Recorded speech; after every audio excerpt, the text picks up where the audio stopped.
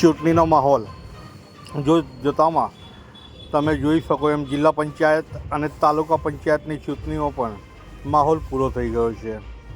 અનઅપેક્ષિત રીતે જે આવવાના હતા એ આવી ગયા છે અને ગોઅંબામાં નવયુવાન આવી ગયો છે, જ્યારે જિલ્લા અને ભાજપ બે હજારને સામસામે થઈ ગયું છે.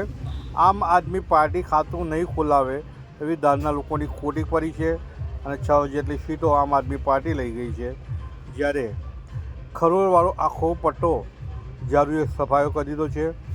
કોંગ્રેસનું ગોઅંબા ખાતે નામ નિશાન મટી જવા પામ્યું છે. ભાજપનો ડંકો વાગ્યો એવા 100% છે, કેમ કે કોંગ્રેસના જે જિલ્લા પ્રમુખ છે કેતનભાઈ એલ પરમાર એ કોંગ્રેસમાંથી વિલીન થઈને ભાજપમાં ભરી ગયા છે અને જેના લીધે કોંગ્રેસનું જાણે બિલકુલ નામો નિશાન મટી ગયું છે. ગોઅંબા ખાતે ભારતીય જનતા પાર્ટીના જયાબેને બગો લહેરાવી દીધો છે.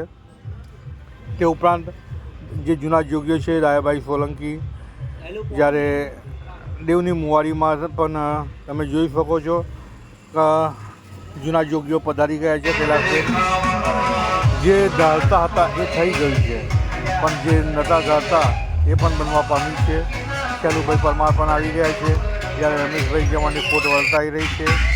જૂના જોગીઓમાં રંગલીબેન જતા રહ્યા છે, એમનું પત્તું કપાઈ ગયું છે.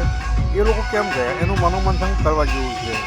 પત્તું કપાવાનું કારણ કે ઘર બહાર ભૂલી ગયા, લોકોને ભૂલી ગયા, ના કોઈ કામ કરે ના કોઈ કાર્ય કરે એવાને પબ્લિકે જાકારો આપી દીધો છે.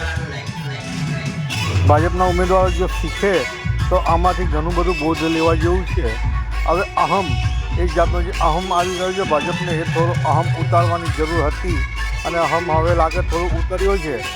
પરંતુ મોદીના નામે આજ સુધી પણ જો રામના નામે જે રીતે પથ્થર ચડતા હતા એ રીતના હજુ પણ ઉમેદવારો મોદીના નામે ભાજપને લોકો વોટ આપે છે, મોદીના નામે ઉમેદવારો જીતે છે.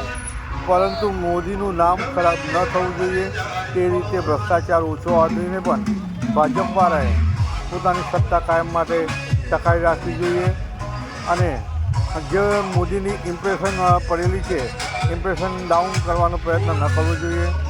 તો જ ભાજપ આવનારા બીજા વર્ષો પણ કાઢી શકશે.